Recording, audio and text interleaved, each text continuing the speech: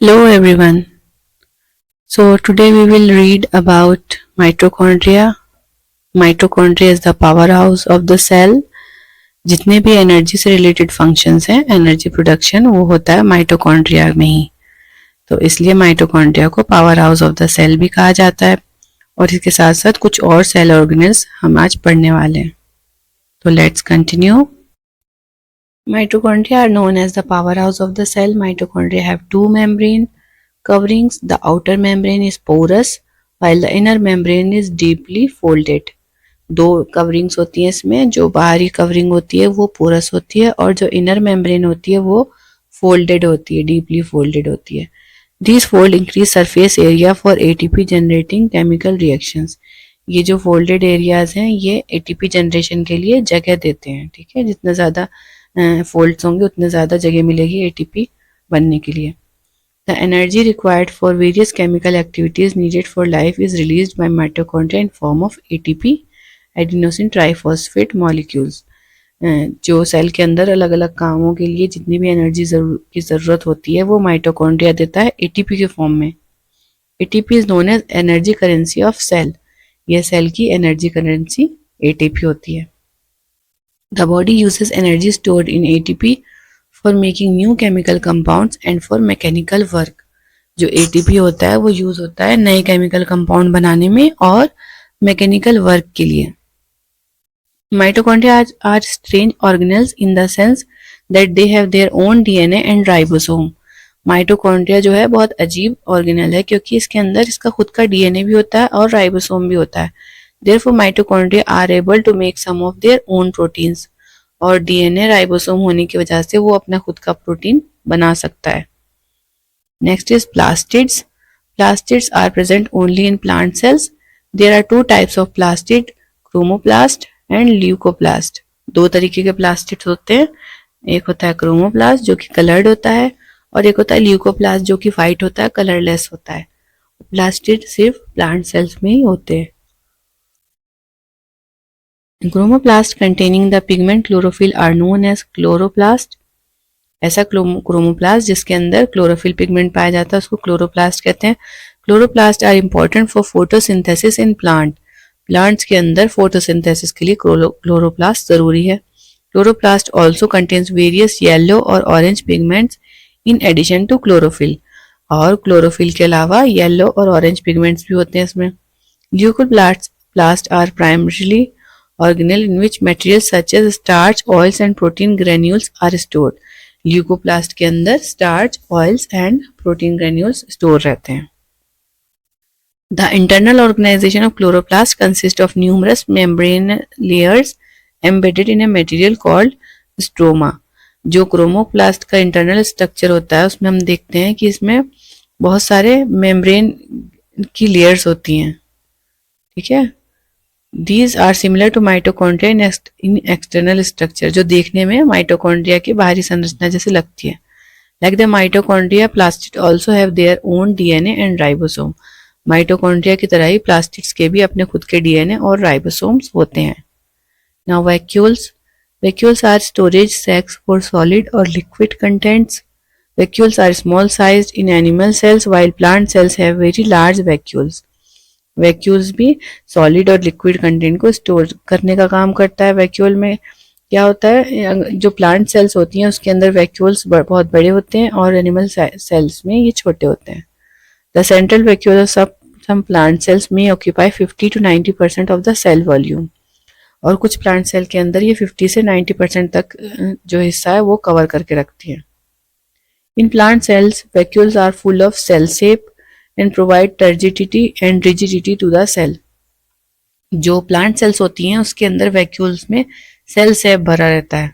जो सेल के अंदर का द्रव्य होता है पानी वो उसके अंदर भरा रहता है जो कि उस सेल को रिजिडिटी को दृढ़ करता है, मतलब उसको फुला के रखता है।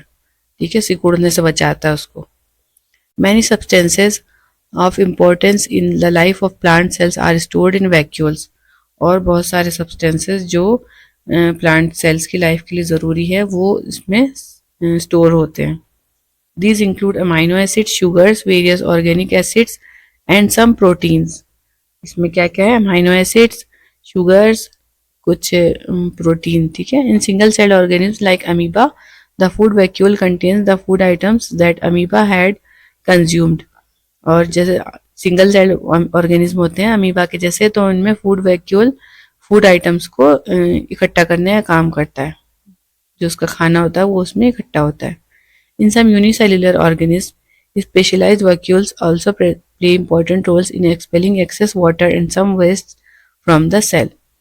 और कुछ यूनिसेल्युलर ऑर्गेनिज्म में ये एक्सेस जो वाटर होता है और वेस्ट मटेरियल्स होता है सेल का, उसको बाहर फेंकने का काम करती हैं ये vacuoles. Each cell thus acquires its structure and ability to function because of organization of its membrane and organelles in specific ways. The cell thus has a basic structural organization. जितनी भी सेल्स हैं उनके पास अपने structure को maintain करने के लिए और अपने जितने भी फंक्शन है उस सबको पूरा करने के लिए, उसका काम चलाने के लिए स्पेसिफिक ऑर्गेनेल्स हैं। तो इसलिए जो सेल है वो एक बेसिक स्ट्रक्चरल ऑर्गेनाइजेशन है, मतलब सेल से ही शुरुआत होती है आगे किसी और चीज़ के बनने की। सेल ही सबका बेस है। This helps the cell to perform functions like respiration, obtaining nutrition and clearing of waste material और फॉर्मिंग न्यू प्रोटीन्स। और ये जितने भी ऑर्गेनेल्स हैं ये सेल को हेल्प करते हैं रेस्पिरेशन में, न्यूट्रिशन लेने में, अपने अंदर के वेस्ट मटेरियल को बाहर फेंकने में और नए प्रोटीन्स बनाने में। Thus the cell is the fundamental structure unit of living organism. इस तरह से जो सेल है वो फंडामेंटल स्ट्रक्चर यूनिट है लिविंग ऑर्गेनिज्म की। It is also the basic functional unit of life, और ये बेसिक फंक्शनल यूनिट है जिंदगी के लिए भी, लाइफ के लिए, ठीक है। Cell division. New cells are formed in organism in order to grow to replace old, dead and injured cells. अब जो है नए ऑर्गेनिज्म के नए किसी भी ऑर्गेनिज्म के अंदर नई सेल बनती रहती हैं ग्रोथ के लिए, पुरानी सेल्स को हटाने के लिए, ठीक है, या जो जख्मी हो गई हैं, जो मर गई हैं, ऐसी सेल्स को हटा के वहाँ पे नई सेल आ जाती है। And to form gametes required for reproduction, और गैमेट्स बनाने के लिए भी नई सेल की जरूरत होती है रिप्रोडक्शन के लिए। The process by which new cells are made is called cell division. तो ऐसी प्रोसेस जिसके जरिए नए सेल्स बनती हैं उनको हम सेल डिवीजन कहते हैं। There are two main types of cell division, mitosis and meiosis. दो मेन टाइप के सेल डिवीजन होते हैं, एक माइटोसिस होता है, एक मियोसिस होता है। The process of cell division by which most of cells divide for growth is called mitosis. Cell division का ऐसा प्रोसेस जिससे ज़्यादातर सेल्स जो हैं वो ग्रोथ डिवाइड करती हैं और ग्रोथ करती हैं, उसको कहते हैं mitosis. In this process each cell called mother cell divides to form two identical daughter cell. इसमें जो मदर सेल है वो डिवाइड होकर दो आइडेंटिकल डॉटर सेल्स बना लेती हैं। The daughter cells have the same number of chromosomes as mother cells. It helps in growth and repair of tissue in organism. जो डॉटर सेल्स होती हैं उनके अंदर उतने ही क्रोमोसोम होते हैं जितना उनके मदर सेल में होते हैं, और ये ऑर्गेनिज्म की ग्रोथ में और टूट फूट जितनी होती है उसकी मरम्मत में ये वाला डिवीजन होता है। Specific cells of reproductive organs और tissue in animals and plants divide to form gametes. कुछ स्पेशल टाइप के सेल्स होती है रिप्रोडक्टिव ऑर्गन्स में, एनिमल्स और प्लांट्स के, जो कि गैमेट्स बना लेती हैं, which after fertilisation give rise to offspring, जो कि फर्टिलाइजेशन के बाद उसके ऑफस्प्रिंग बनाते हैं। They divide by a different process called meiosis which involves two consecutive division.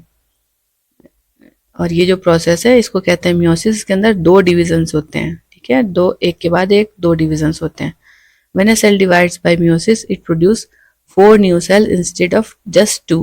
Meiosis के अंदर 4 सेल्स बन जाती हैं। माइटोसिस में तो ओनली 2 बन रही थी, मियोसिस में 4 सेल्स बन जाती हैं।